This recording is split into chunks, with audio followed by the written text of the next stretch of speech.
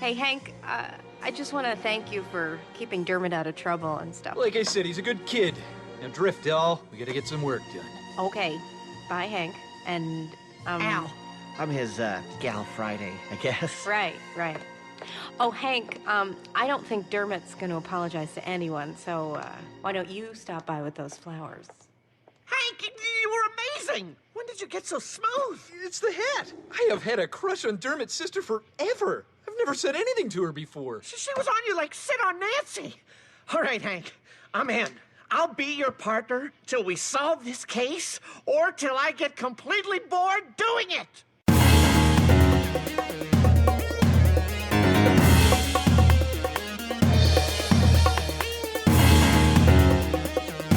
Hi, welcome to Venture Bros, the podcast. I'm your host, as always, Bryan Dressel. With me, as always, is Nicholas, Starman, Friedemann. I don't remember what my powers are. I had it for a second, and then I was like, oh, it's gone. There's no way. Yeah. I'm not actually super familiar with Starman. I just know that he's been in Justice League books recently again, which has been cool seeing him. I like his design, but I'm not super familiar with him. Yeah. But he's at the top of my brain because I just was reading Justice League earlier, so there you go. And then we also have, unfortunately, Graham can't be here, but fortunately, we have Mr. Matt Constantine Dykes. Hi there. I had to think of a British superhero for you. Woo! Yeah, there's like 3.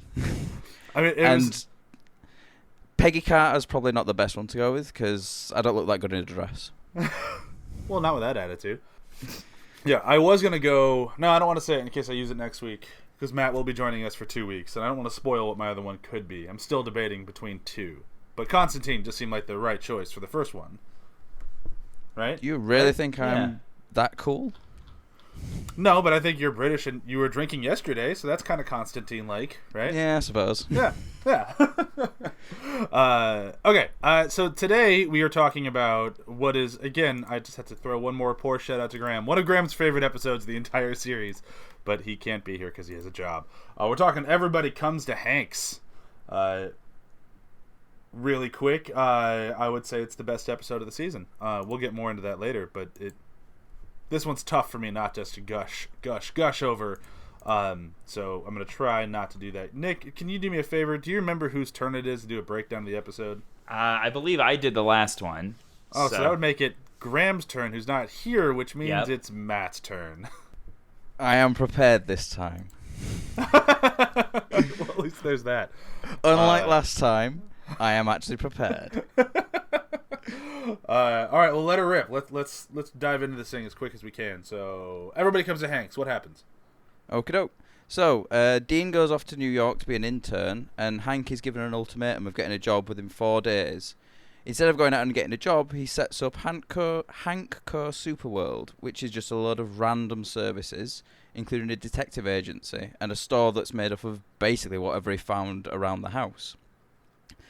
Dermot's mum doesn't show up to pick him up after a shift, and Hank turns the whole thing into a detective case of where's Dermot's mum, which is solved really quickly when she actually comes and picks him up.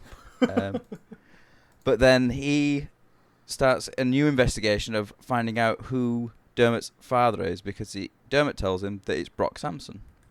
Brok denies this, so Hank continues to investigate along with the alchemist, who has moved in with Orpheus and is bored out of his gourd. Along the way, because of his newfound confidence, thanks to his detective's hat and whip, he loses his virginity to Dermot's sister, Nikki.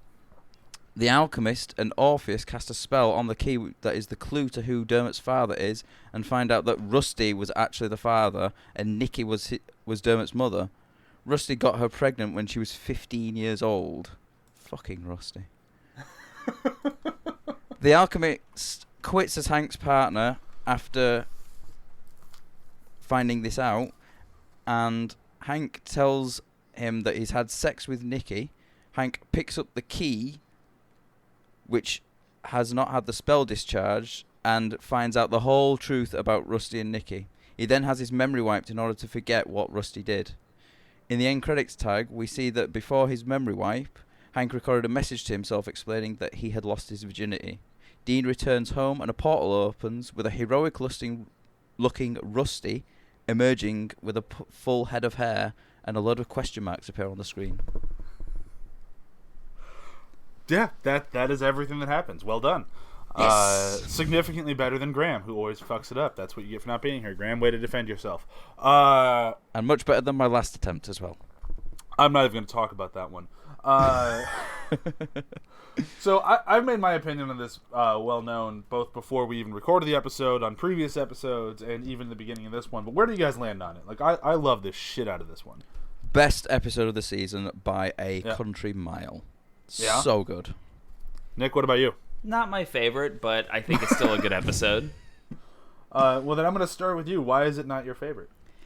I think that if you had asked me before we watched this episode, I would have been like, this is amazing. Like, I really like it.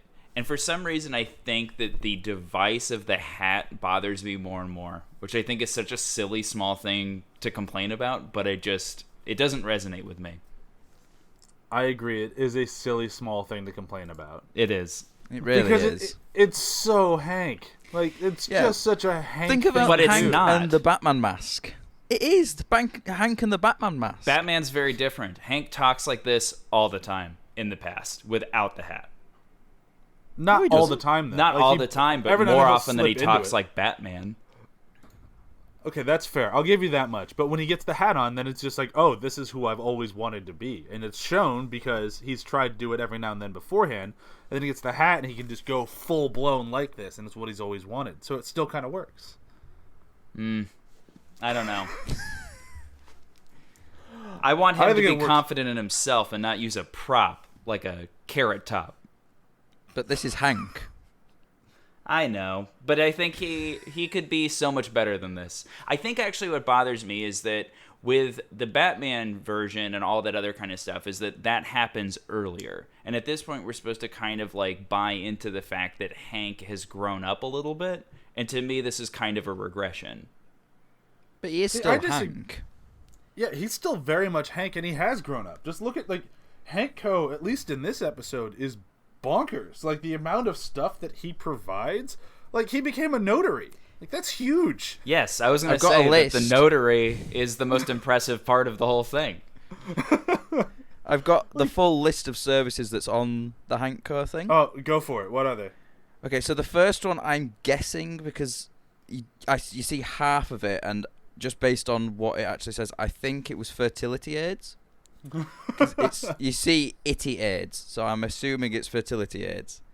He also does makes sense. men's shoes, banking, food court, electronics, puppet repair, private detective, travel agency, notary public, massage, and school supplies. Like, say what you will about him, about the whole regression thing. I don't disagree with you because he is just playing dress up. But at the same time, like, when Hank was younger and he was just playing dress up as Batman, his idea of Hank Co. was hoagie sandwiches and lemonade, and that was it. Totally. And now Hank Co. is huge. They do everything.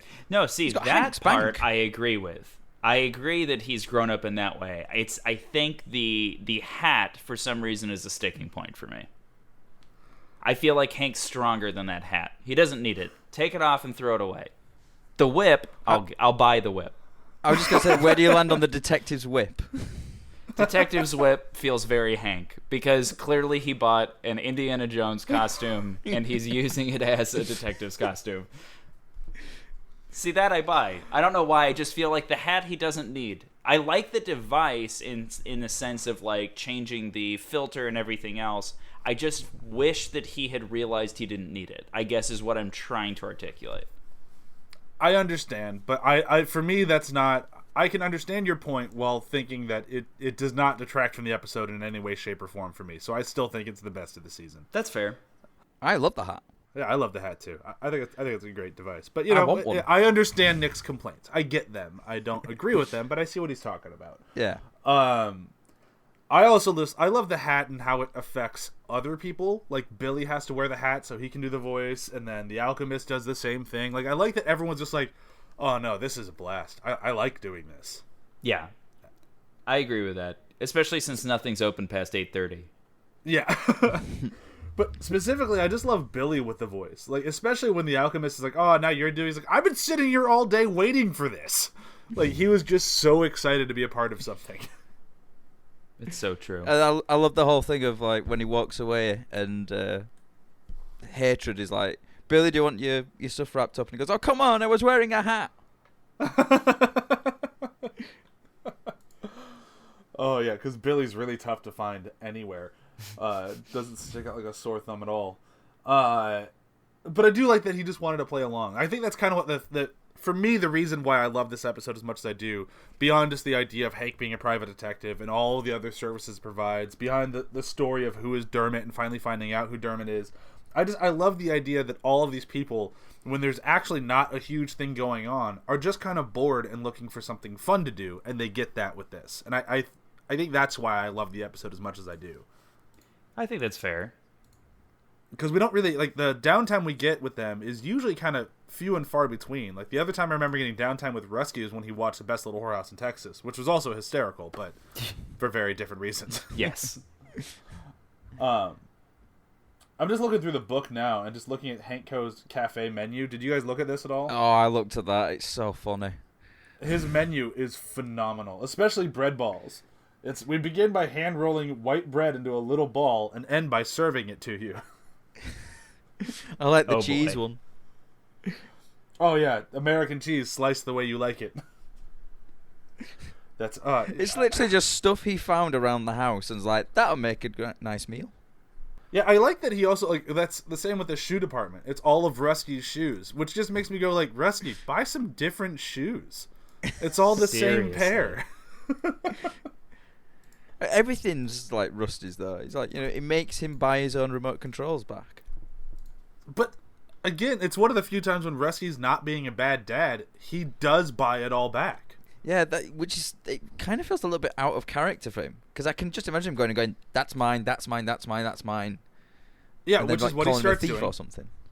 But then he pays for it. Yeah. It's like, I think that's what's like. It's weird to see Rusty being a supportive dad, but he kind of is in this episode.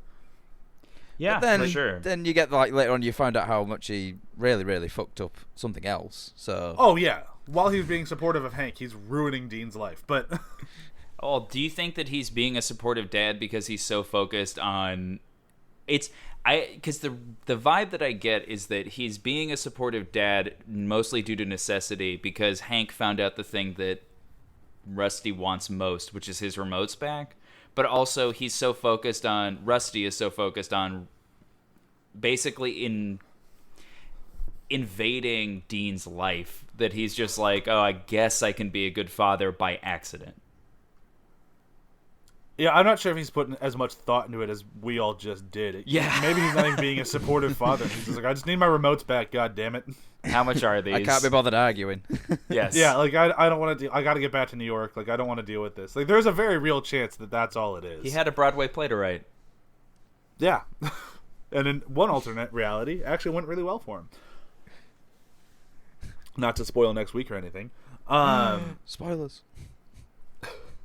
The thing that I not the thing, but one of the things I really love about this episode is just Hank's attitude throughout the whole thing. I think is just like we've been waiting for this. I think for a long time now. Of like, let's see the boys actually grow up because they've been kind of hinting at it and kind of flirting with it throughout the entire series. And we've even had a few moments where like, all right, well, this is where it kind of started, and this is really the episodes, this one and next week, that are all just about them being done with being teenagers and growing up into like more of the young adult types. And I think the fact that Hank's attitude is still just so positive throughout everything, even when he finds out that he's sleeping with the same guy that his dad did and it's his best friend's mom, like even finding that out, he's still rather positive about everything. Like even like with that, he's like a little like, I wish I didn't know that, but he's still kind of in a good mood about it all. Yeah. Yeah, and what I like is, like, comparing the two episodes, it's kind of like Hank sort of knows what he wants to do in, like, the future from his episode. He kind of, like, you get this idea that Hank knows that he wants to be some sort of entrepreneur, do like create his own business and all this lot. Whereas Dean next week finds out what he doesn't want to do. He knows exactly what he doesn't want to do. And it's that sort of thing of like Hank's very positive and again Dean's very negative. Yeah, and it's interesting that like Dean is the more put together of the brothers, but he has no clue what he wants to do with his life. And Hank's just kind of a mess, but you get the idea that he's going to land on his feet no matter what. Like, granted, we get in later seasons and he's like a delivery boy and whatnot, but at the same time, you always kind of get the feeling that Hank is going to land fine no matter what he does. And Dean is always going to be worried and thinking that he's failed. And that really starts showing up, I think, in these 2 episodes. For sure. Like, this episode, despite my problem with the hat, is the, like, beginning, I think, of where they really, really want to go with it. Like, I think we've had inklings of this in the past, but I think that these 2 episodes are where they're like, you could probably split the character arcs from before this and then after this. Yeah, because, I mean, after that, like, these are the episodes that lead us to, like, when they're going to college or when Hank's the delivery boy and Dean's trying to learn and they start dating, what's her name? Wide Whale's daughter. Oh, God, I can't think of a name either. It's in the future. It's in the future. Well, Yeah. I'll remember when we get there. But, like, yeah, I think this is kind of where we start with all that. And I think the main thing that I love about it is just how... I just was saying a moment ago, but how positive he is about all of it. Like, he's just, they're wiping his mind, and like the last thing he wants to do is scream, "I got laid!" And it's like, oh, Hank, you sure did, buddy. I just love that bit where it gets closed as he's saying, and Brok just have this smile on his face as well, and it's like, and it's just like, it's almost like a proud dad moment, and I just love that. I also love the reveal of Brok is not Dermot's dad, because we've always, like, as soon as we were told that, I think all of us kind of went, oh, I could see it, sure. Like, they kind of designed him a little bit after Brok. Like, I could see him being Brok's son. Like, he's an ugly version of Brok for sure, but I could see it For sure. And then this episode when this is like, so this is the mom. I would never hit that. Like, it's just like he's just what was it he said? Never been that drunk, never been that desperate. Yeah. And that's what she looks like now, and he just couldn't even imagine what she looked like younger. Like, even like it was gonna be worse somehow. Like, Yeah. Brok was just no across the board. Like, there's no chance. It's funny. As soon as he said that, like, oh, Rusty's the dad. Yep. Rusty's been that drunk. Rusty's been that desperate. That's kind of his, like, resting place. Like, that's where he's just always is. Maybe not drunk, but always desperate. And then pulls the rug out from underneath you again when you find out it's not even the mum. Oh, yeah. Yeah, it wasn't even the mom. Then it was just some 15-year-old girl, you fucking asshole, Rusty. I literally, in my notes, I just have written as a bullet point, fucking Rusty. Yep, he's the only person in the show who's not worse than Pete White. But he's a very close second. I don't know. I think he might have edged over the line on this one. Yeah, he might edge over with the statutory rape and father figure, and oh yeah.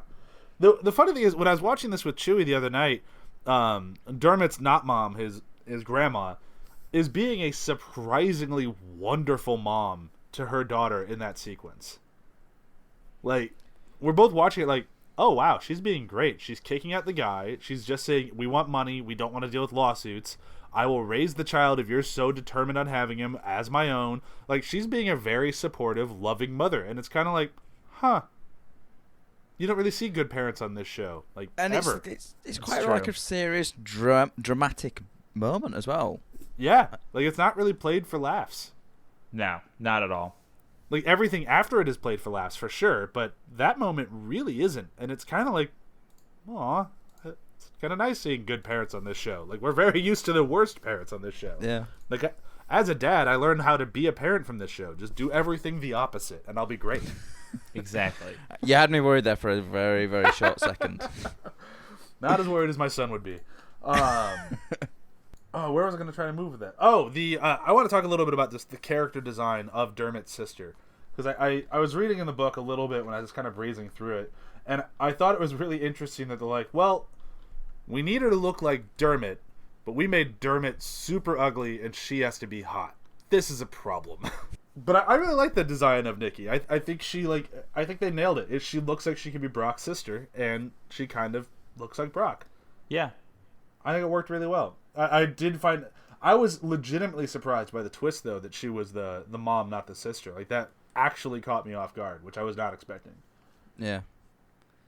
I just love as well how the first time you see her, she's got it's in that sort of film noir black and white thing, and she's got a very femme fatale look to her. You know, the sort of like the design and like the hair and everything. It's very, very much reminiscent of those femme fatales from like the noir films of like the 40s and the 50s. And it sort of plays into that, and you sort of like you look at it with that filter, and you think, does she actually look like that, or is that how Hank is seeing it because of the hat? I mean, that's possible. I don't want to lean into the hat too much, or we're just going to annoy Nick. Yeah, this is my corner. But you could be right. But we didn't really talk about the filter that much. I loved the black and white filter throughout the whole episode. Like whenever they're wearing, I especially love it whenever they take the hat off and it snaps back to color. It just disappears, just like fades out. Oh man, the hat is such a good bit, isn't that right, Nick? I like parts of it. I just don't like it for his character development. I said earlier that I like the filter. I think it's a smart way to split up kind of some bits of the episode. I really wonder, I think that I'm almost positive, just based off of like what you see in the episode, that they went in with the filter in mind, because there's too much stuff that kind of leans into having it. But I wouldn't be surprised if it's something that they added in later that just helps the flow of the episode. I didn't read that part of it, so I'm not sure. I don't have an answer for it, but I would, just knowing how good they are at planning things, and like the little bit of the books that I did read where they were so excited about this episode and so proud of it, I feel like this one had to be planned down to the letter. Like For sure. The filter is probably an idea. Like all of it feels like it was very calculated, but not in a bad way. Like a lot of times when you see very calculated comedy, it kind of robs the comedy, and I don't think that was the case here at all. No, not at all. It's like with the filter on as well, everything looks kind of like it's in the 50s. Like the car they're driving is very much like a 50s, 40s sort of like style of car. And I do sort of wonder if there was like maybe talk of like a joke at some point where the hat falls off in the car, and all of a sudden you just see it just change into like some piece of crap. I mean, they've always kind of had that somewhat older style to a lot of their vehicles anyways, so it could just be that they didn't change much and just the filter just made it look older. Right. Yeah, possibly. It's possible. Because I don't think that I'd have to watch it again, which would not be a problem. But I don't think whenever they took the hat off, actual physical things changed. I think it was just the color. Yeah. I could be wrong. Yeah, maybe I'm reading too much into that, to be honest. Because I think when he takes the hat off in the car park after Dermot's been punched, it is literally just goes into colour. Yeah, because I think that's the same thing at the end when after the alchemists find out that Hank was banging his best friend's mom, he's like, just take the hat off so we can talk. And when he takes it off, and he's like, I had sex, and it's like, then I think it just snaps full color, and like that's the only thing that changed. I could be wrong, but I don't think I am. I'm pretty sure you're right. I also find that the one thing that we haven't really talked about, and I feel like we've been joking around a lot, but I see how much time they struggled with it in the show of Hank not being a virgin, and I don't think it was like they seem like they were really apprehensive about doing it because they think that him being a virgin makes him a funnier character. I think they did this as smartly as they could. I think it came at the best time as well. The best time in the series, and the icing on the cake is he knows that he's now not a virgin, but has no idea what sex is like because he can't remember it. Yeah, the description he got was woefully inaccurate, is what I would say. But I mean, that is a very Hank take on sex, so who knows? Maybe that is exactly what he experienced, and I don't know. Yeah. To be fair, I've never done the thing that he mentioned, so maybe that's what that feels like. That's very possible. Who knows? But the thing that I find interesting about it is the idea that they wanted him to be a virgin for at least in some way still after the episode, whereas they also kind of knew that they've designed Hank to not be like, he's a dork and kind of a nerd for sure, but they've never made him appear to be an ugly kid. Like he seems the type of guy where if he had to put his stuff together, he'd be an attractive guy. Like even more so when you get in later seasons, like they kind of design him a little Justin Bieber-y, like they make him a little, like you can see that girls would be attracted to him if he wasn't so Hank. So when he puts on the hat and he's not Hank anymore, suddenly he's very attractive. So, of course, at some point, being an attractive kid in a town with nothing to do, the kid's going to lose his virginity. Like, that's just going to happen. It happens to everyone at some point. So I like that they were brave enough to approach it, but stayed in the world enough to know that, like, well, he can't just be like a player, because that's just not Hank. So let's just kind of, he's going to do it and then forget it. And I think it was great. I love the way it played out. For sure. Especially because he knows that his mind is getting wiped and he knows he can't forget it. So the message he leaves himself on the watch is phenomenal. It's amazing. Because he was able to plan out his own responses. I know you'd say that. It's like, exactly. Like, he knows himself too well. Like, better than I ever would. Like, there's no way that I could plan out, like, what I'd reply to myself on a watch. And he's got 4 or 5 responses. It's like, true. just perfect. Yeah. All the way down to the, and one last thing. Get your ass to Mars. Is that a Total Recall reference? Yeah. That's what I thought. Is. Yeah. You're not super up in your Total Recall knowledge? It's a great movie. You should watch it more often. Man, I mean, I do love Colin Farrell, but... Whoa. That's fighting talk. What do you mean? Jessica Biel, Kate Beckinsale, Colin Farrell? How could you go wrong? It's not their fault. They went wrong. It was everybody else's fault. Man, that movie was rough. I don't think I really have anything left to say on this episode. Is there something that we haven't hit that you guys really want to talk about? Nope. We talked about him being a notary. That was a big one. I was sort of looking for some nitpicky things in the episode because I love it so much. And I was thinking it can't be perfect. There's got to be something. And there was one thing that I noticed, which is it's kind of a logic nitpicky thing. Why, when the alchemist is chasing after Dermot, why is there a scooter with shopping in it abandoned in the car park? There's literally, it just has, the groceries and whatnot in the front of it. Nobody around. I got nothing. Because it was funny. I guess so. Yeah, that's all I have. But that's more of a problem for me than the hat. Well, if we want to get into the chase sequence, hasn't Dermot met the alchemist before? I mean, probably at the Buddy System episode, but I'm not sure if they would have spent time talking to each other. But he was also in the Hanko while Dermot was in Hanko. Oh, that's true. Yeah. Well, maybe the hat threw him? It is the hat. It's always the hat. I mean, he was wearing a hat too, so Oh, and the pinstripe suit. Yeah. So he doesn't really look like the alchemist. Like, he looks totally different when he's not wearing his robes and he's got his balding head and whatnot. And he had just stolen some games as well, so he's probably a bit more on edge. Yeah. Yeah, so that all makes sense. That makes more sense than the scooter with the groceries still in it, so... Yeah. No, I think this all works out perfectly. I'm back on thinking this episode's perfect, even with the hat and the random grocery cart. I just wanted to mention as well something that I read in the book, which was quite interesting, which I had no idea just hearing the voices, but both Nikki and her mum were both voiced by Kate McKinnon, and I think she did a phenomenal job with both them, because they're two very different voices, but they are, you can kind of tell. Yeah, that's Kate McKinnon. Oh, wow. Interesting. Was she even on SNL at this point? Not according to the book. I believe No. I believe it says that she was pre-SNL. Oh, wow. That gives me even more appreciation for Kate McKinnon, and I didn't think that was possible.